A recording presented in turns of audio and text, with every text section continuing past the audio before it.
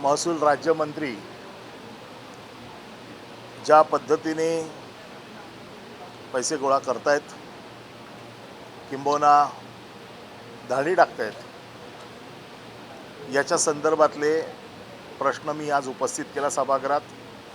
आणि मी सांगितलं, मी ज्या काही केसेस देईन त्या केसेस तुम्ही दिल्यानंतर जसे तुम्ही पोलीस अधिकाऱ्यावर, जसे तुम्ही महसूल अधिकाऱ्यावर लोकसेवक म्हणून कारवाई करता, तर आमदार मंत्री हा देखील लोकसेवक आहे. आणि जर ह्या सिंडिकेटमध्ये ते असतील तर त्यांना देखील तुम्ही निलंबित करणार का किंवा त्यांचा राजीनामा घेणार का?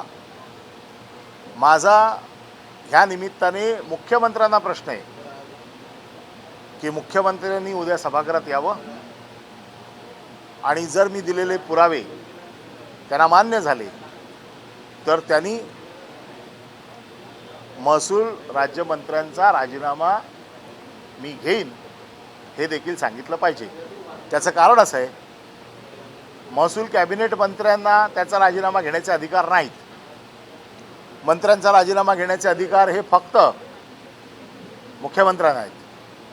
आणि महसूल मंत्र्यांच्या माध्यमातून मी मुख्यमंत्र्यांना हा प्रश्न विचारतोय की मी पुरावे देतोय, पण मी पुरावे देताना मला ही देखील खात्री असायला पाहिजे की मुख्यमंत्री त्याचा राजीनामा घेतील का. काय विषय आहे, कुठे अशा घटना घडलेल्या जिकडे महसूल राज्यमंत्री मी म्हणून पैसे कलेक्ट केले, म्हणून मी म्हटलं ना, हे पुरावे मी सदनातच सादर करणार आहे. हे पुरावे मी सदनात सादर करणार आहे.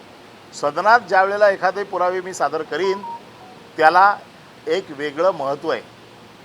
मला आज महसूल मंत्र्यांनी सांगितलेलं आहे की अधिवेशन संपायच्या आतमध्ये पुरावे द्यावेत.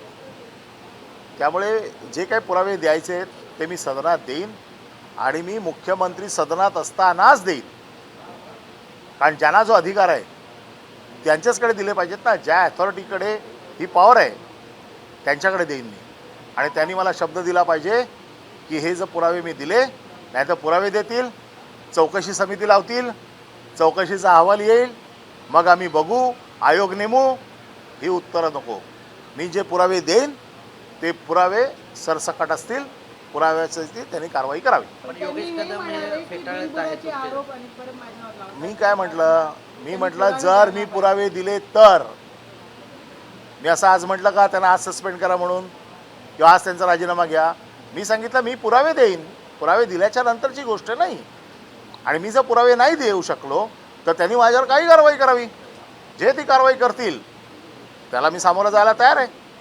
आपल्याकडे जे पुरावे आहेत का ते तुमच्याकडे देणार नाही ना, तुम्ही सस्पेंड नाही करू शकत ना त्यांना.